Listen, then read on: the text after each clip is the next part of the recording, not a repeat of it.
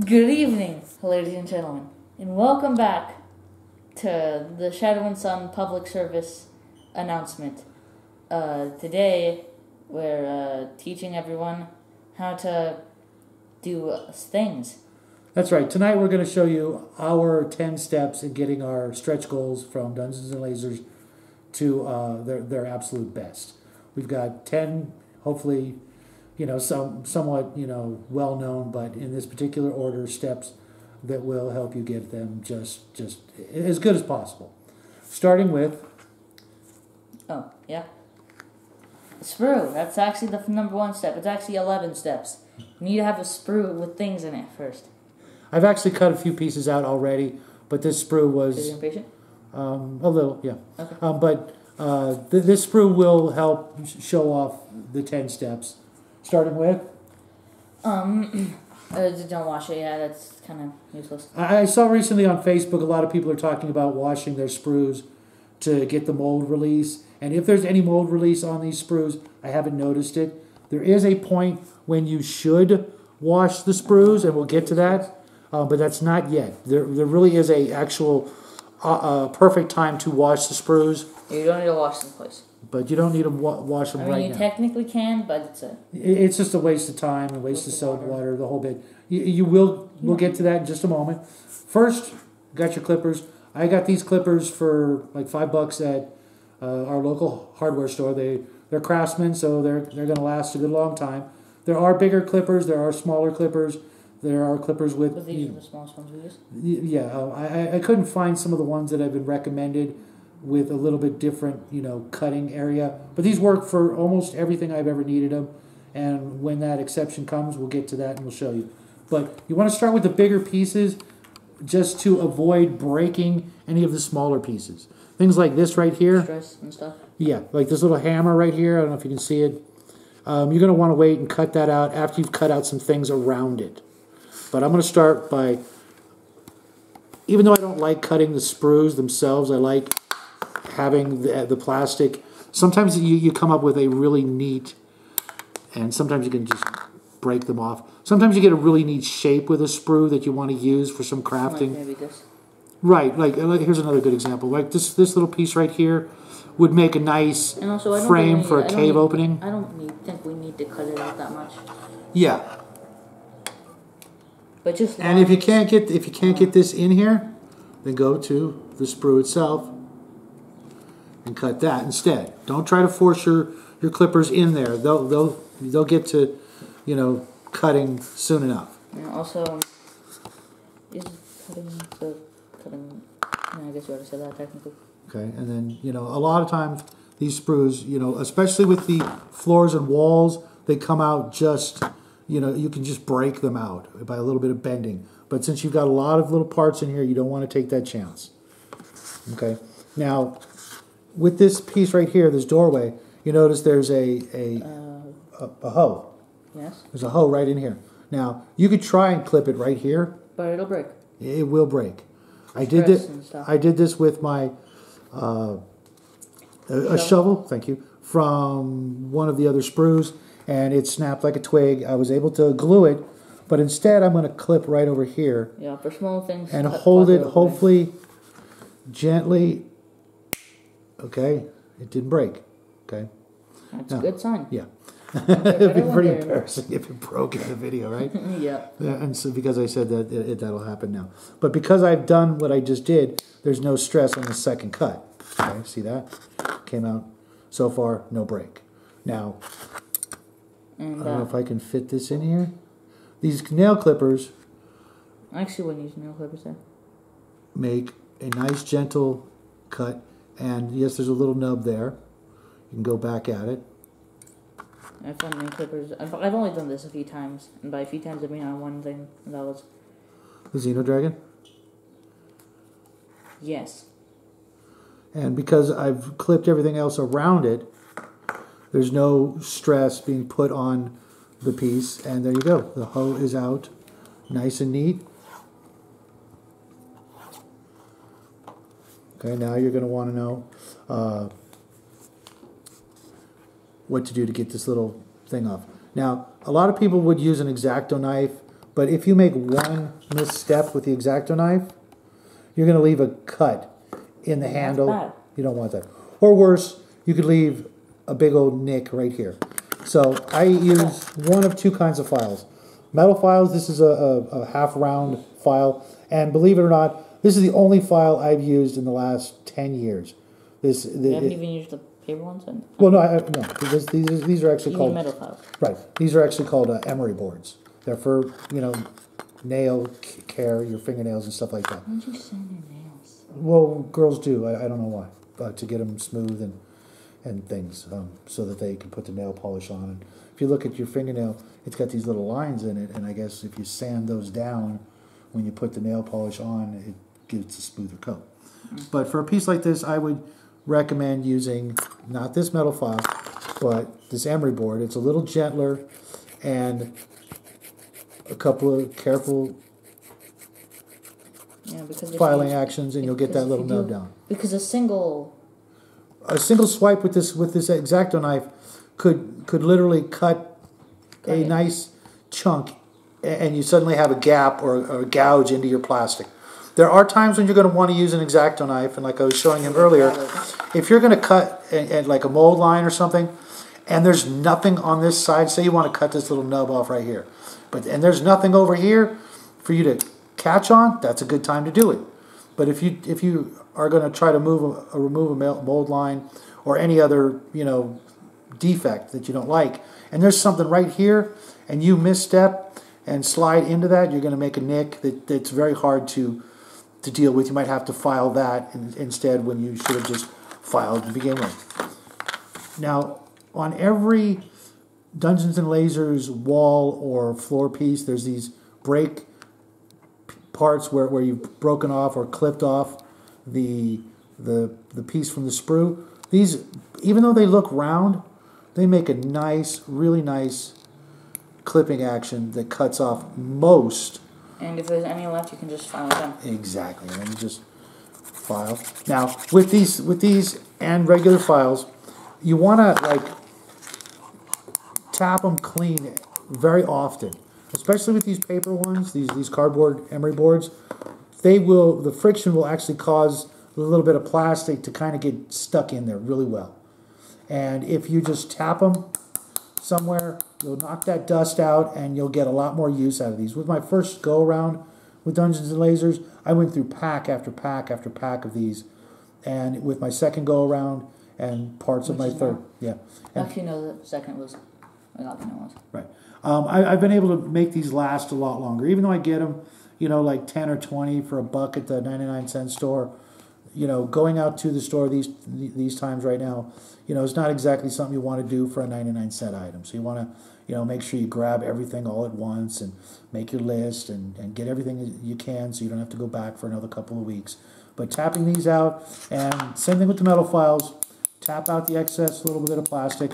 I used to actually just drop this on the floor. Really? Yeah. I would be filing away, and I would just drop it on the floor, and the impact and whatnot would just knock out all the little pieces. You can also wash these. You can wash these too, and the foam ones, if you've seen those, they're like squishy, but they have the same thing on the thing where they bend. You can wash them, but then you have to press them and wait for 24 hours for them to dry. But the other good thing about these is they actually bend like this. So you can bend and file around like a rounded piece. If this was, like for example, this, you can bend it around like that and get a really nice thing. Most files won't do that. You know, they're metal. Yeah, and they don't bend, or they're not curved.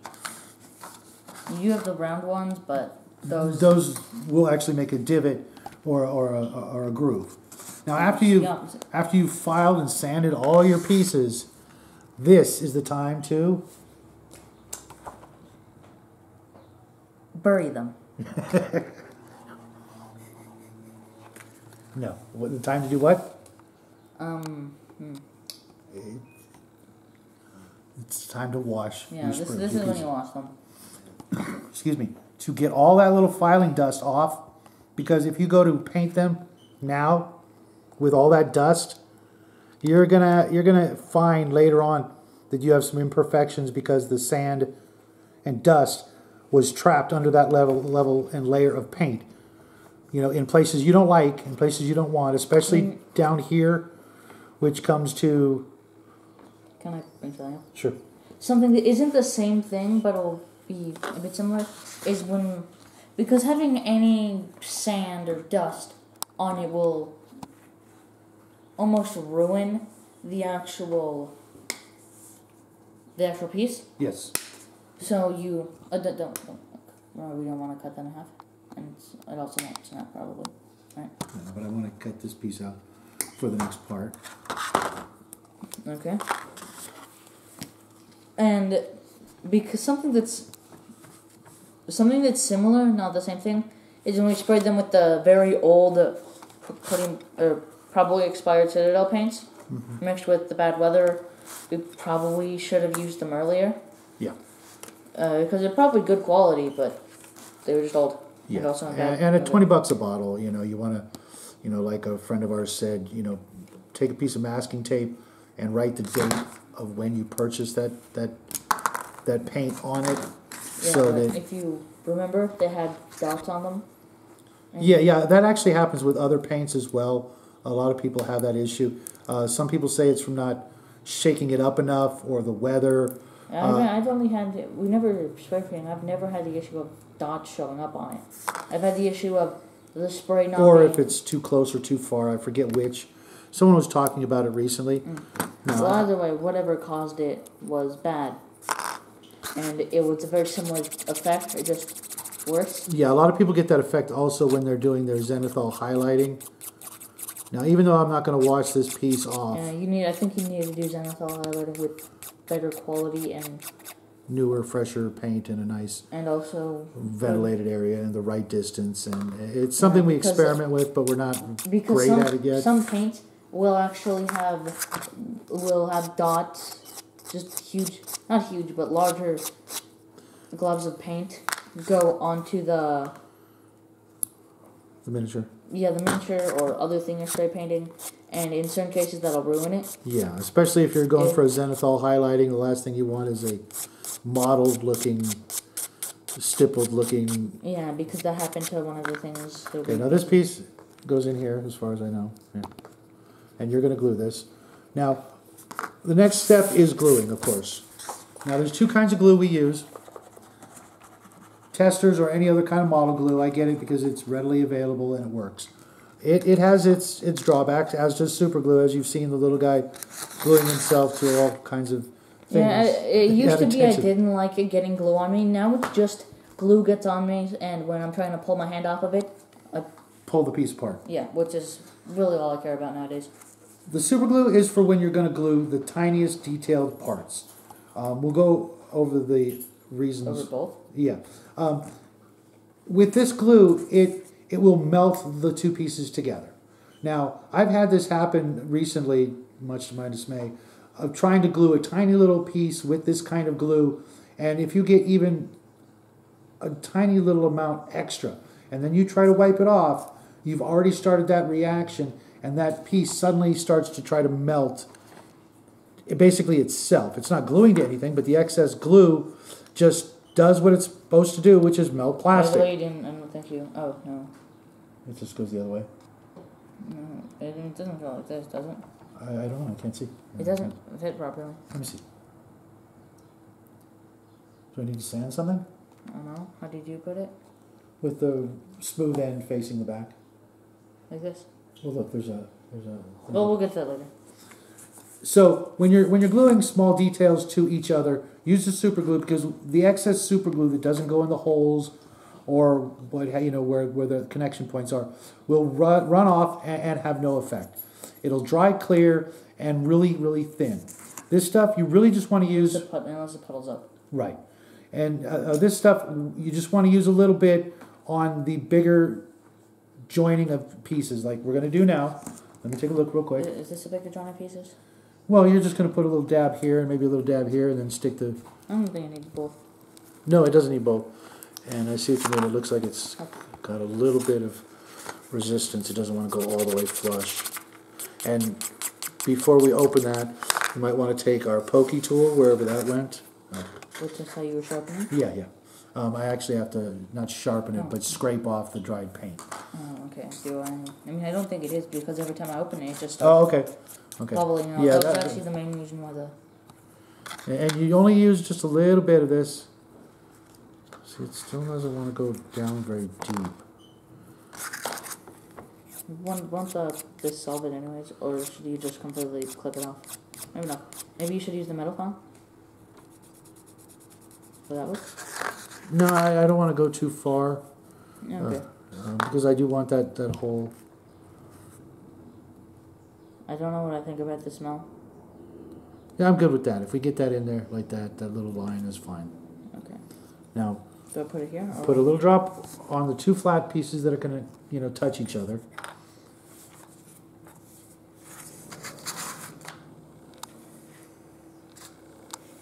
You close that? Yeah.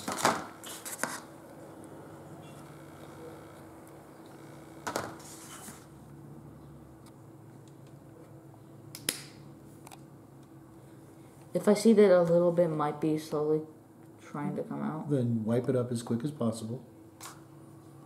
Get it out of there. Oh, that might be bad. That might be kind of bad. Did you put too much? No, which is while rubbing it off, it's almost like melted, imprinting a fingerprint onto it. Not an actual fingerprint, but just a trail. A smudge. Yeah.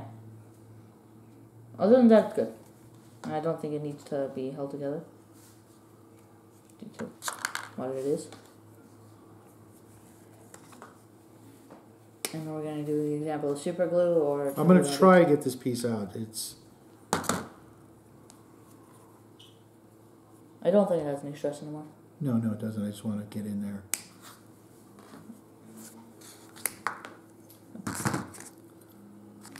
Once again with the clippers. I'll go back and file all that stuff. Where's the line? It's really, Okay. yeah, you're going to really have to go in there and... Will this... How many times... I assume you need to clip both sides to remove the stress, right? Yeah. I mean, it does allow the stress to go in a direction, away from the piece. But the more you can make sure... Oh, I almost broke it. It's okay because Actually, I don't think that's breaking it. Is this part of it? If I clip that, will that be better? Yeah, that's part of it. Really? Yeah, it's like an arm. See that little dot right there? Yeah. That plugs into it. Because I almost snapped that off. That would not have been good. Okay, let's clip around to get the whole thing out so we can get at it easier. What in the world is that? Oh, that's one of the arms that goes in the picture frame. Why is the arms in the picture frame? It's like a goblin in carbonite. Oh. And there's two little arms sticking out of the picture frame, which is... It's not really a picture frame? Or is it? I think it's supposed to be some sort of picture frame. Okay. Where did that piece go? Okay, it's way up here. Oh, my.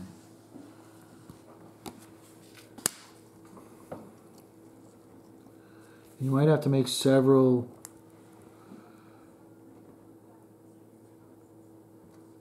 careful cuts. See that? Why are you worth to talk? So you can get into the piece you want, but that's the biggest issue we've had with the stretch goals is that they jam so many wonderful pieces into these sprues that to save space to get as much in there for us that they really Made it it's if you look at other model kits it's really easy to get most of the pieces because they only have so many pieces for you to get in each sprue. Here these wonderful gentlemen and ladies at Archon have gone out of their way to give us literally hundreds of awesome pieces, big and small. But because there's so many, they need to be crammed in? Yes. And that is a tiny little arm and winglet that is going to go on the other side. It? Yeah. Actually, it goes... Oops. I almost need glasses for this because it's so tiny. I might be able to do it. Wait a minute. Is that... Yeah, it is. But it's, where's the hole? I see it. Well, you do? Because I don't. Make sure we don't glue something that doesn't belong in there. Maybe, no, it actually doesn't. Okay. It doesn't need an extra wing at all. Oh, it doesn't. Okay. Yeah, because see, you look at it from... Okay, well, let's not lose this piece. Because we don't know what it's for. Right, and yeah, I thought this was the hole. Yeah, I did too. But then I looked at it. Okay, give me that little piece. I'll put it right here in the doorway, and we'll move on to next up, which is masking pegs. I made this mistake right before a video a while back, and I spent the day sanding off the primer and paint that I accidentally sprayed onto these pegs. So grab a little piece of masking tape. This is the good stuff or the bad stuff? It's the bad stuff, but we only need a tiny little piece to go over. Yeah, that's way more than you'll ever need. You need about 2 centimeters, a strip. I was actually expecting it to rip by itself. Try to use the straight edge. Yeah, because the straight edge is... It'll get up closer to the edge, and that way... By the way, I think we've already explained this in the previous videos, mainly ones where we're showing a dungeon we made. Right, I think so. Do I put this together? Yeah, it doesn't matter. Just you want to make sure that you can pull the tape off. And there's a couple of ways of doing that when you're done. Go ahead and put the tape away, put this away. Because now it comes to... Isn't there another one? Or do you... We're just going to go on to this one. You want to do the other one? Yeah, sure. Okay. Now you're ready for painting, or primering, or whatever you're going to do with this. You may have some other weird process. For a piece like this, because it's a wall piece, technically a door, and it's going to get the most wear and tear. The walls, not so much the floors, which you really don't need to tape up. Actually, there's one instance where you would want to tape up a floor-like piece, but that's for a later date. The bottoms of the floors you're not going to primer or paint. Yeah, you need to take them, or you also going to spend, as you said, the whole day filing them out. So hand me the primer. And don't use it? Yeah, right here in the house. Yeah. Sure. Actually, I want this, sorry. We've got primer, and then we've got paint and primer.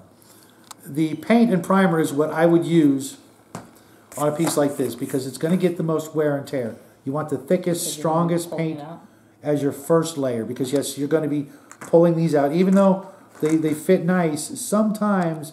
It still takes a bit. It still takes a little push or pull to get these pieces out. So now that you've masked it, paint and primer it in one go. Make sure you get the full coverage, so you're not seeing any gray coming through unless you're, shooting for that. Now, if I was going to be painting something like this, then I would go with a primer. I almost think that this needs a primer because it has the sign with words on it. You think so? I mean, it has a sign with words on it. Oh, okay. I can't read them. I can see that it's kind of a sign, but... It says... I need my glasses. Keep out? Yes. Good guess. Yeah, what else would it say? Any piece like this, or something with detail, like I said, the goblin and carbonite, or what have you. And technically, if that one had worse detail, that wouldn't be the worst thing. Yeah, like this mushroom, you could use the paint and primer. It doesn't have a lot of intricate detail, but when you have something with more detail, like this throne, I thought it was a horse. You're going to want to use just good old-fashioned primer. And honestly, the lightest coat of primer you can put on is all you need. The more primer you put on, the more details you obscure. And technically it's that way for all paint. Right. Now that you're done with all your pre-steps, you get to the actual, what most people consider the fun part. Even though the sprue part, especially putting together things, like the upcoming tanks that we're going to be working on this summer from Rampart, the assembly, that's one of my favorite things because you either do it right or you do it wrong. There's no, middle ground for that. If you make a mistake with painting, everybody will see it, or you'll just, know it's there. And maybe fix it, or maybe it's unnecessary. Maybe it's impossible. So one of our dragons may or may not have a spot with no paint on it. Right. So now comes the part of painting. the fun part for 99% of the people out there watching in TV land. TV. As most of you already know, you're... Oh my goodness. We have to go through and count how many times you did that and make you put a quarter in the swear jar for every single one of them. A quarter in the swear. So, you know, first is your base coats. Whatever you're going to use, whatever kind of paint you want to use. We use a mix of everything except Reaper paints, which I'm planning on getting some just so we can, you know, find out what we like best. So far, nearly $100. So far, Vallejo's kind of got a little bit of a lead, but, you know... We use all of the paints. We'll use everything. We use craft paints. We don't use oil paints yet, and I've heard of people using those, and we may get to that after you've done your base coats. There's, you know, debate whether you want to do your dry brushing or your washes. I tend to do both. Sometimes I'll do a wash and then I'll do a dry brush and then I'll do another wash. Sometimes I'll, you know, do different orders. But your dry brushing and washing are next. Then you've got your edge highlighting. Some people never even do that, but I've, you know, tried to do it as much as possible. Try to do, you know, wherever I see something that really looks like, you know, a simple little edge highlighting is going to, you know, spruce it up or give it a little bit more flair or a little bit more visibility on the board, you know, because you are looking at it from about 3 feet away when you're gaming, as opposed to when you're painting and it's right up there in your face. So sometimes those edge highlights, you know, they really help the model stand out. Then you got your tiny details. You know, a lot of people can use a big ass brush and have no problem. We go with the smallest brush every time, from, you know, 000s on up to sometimes 1s, but usually 000s, 10 zeros, and 5 zeros. That's, you know, that's all we work with. You know, it's a rare day when we actually pull out something bigger, but we're usually actually painting something bigger than an actual miniature when we do that. Technically, they're still miniatures. They're just things that are bigger, so them being bigger. Like terrain and things like that, we rarely use, you know, the little brushes for that. Once you're done, and you really believe you're done, and you're ready to go, especially with the dungeon walls and floors and things like that, you know, you can only do so much. You know, you're not painting a miniature. You know, your average wall, you're going to have hundreds of them, and unless you want to write some graffiti and Kilroy was here, you know, they're all going to look kind of the same. And you're ready to pack it away and go, I am done. That's when we pull out. No. You knew that was wrong. You get the right stuff. Okay. You're going to confuse the people out there. Your clear coat. Yes. Now, there's actually multiple types. Yeah, this is a semi-gloss because that's all they had, and I was using it for something, not this project. Yeah. For your dungeons, you're probably going to want a flat, a matte gloss, clear coat, not gloss. For other things, if you want a wet look or a semi-wet look, you can go with the semi-clear or the semi-gloss or the gloss. The gloss I really don't use much unless it's something really shiny, metal, or, you know, a vehicle that's supposed to be brand new. Otherwise, I'd go with the matte clear coats. Now, if you've taken this off for some reason before your clear coat, put it back on. The little guy suggested, why don't you just leave it on the whole time, and I think that's a pretty good idea. Just leave the masking tape on until you are done with every single aspect, because getting paint on here will ruin the whole thing. Will ruin your day. I spent an entire day. Almost literally. You won't have anything else to do that day. Yeah, I spent an entire day, more than 8 hours, I think it was like 12 hours, of just filing off paint that had gotten on to several core sets right before a video where we were showing off a dungeon. And we couldn't put the dungeon together because there was a ton of paint on these pegs. And that pretty much sums it up. These are our 10 steps to get your Dungeons and Lasers in the best possible condition. I know there's a lot of new people out there, but there's a lot of people who've done this, you know, for decades, and they know what they're doing. We hope some aspect of this helped you out and that you got something from it besides, you know, an entertaining video. And if you thought of anything we forgot, please pop it in the comment section. We'd love to hear about it. But this is how we do it. This is how we're going to do it until somebody out there comes out with a better way. So we hope you guys had a good time tonight. And we hope you guys will come back and visit us when we do our next craft of the month. Yes. We know what that is, right? No, we're still thinking. Okay. Well, it could have been one of two things. Yes. One of them's not ready yet. Okay, so we'll hopefully see you guys all Thursday. And until then, have a great week. Thanks for stopping by. Make sure you hit that thumbs up on your way out, and we'll see you soon. Adios.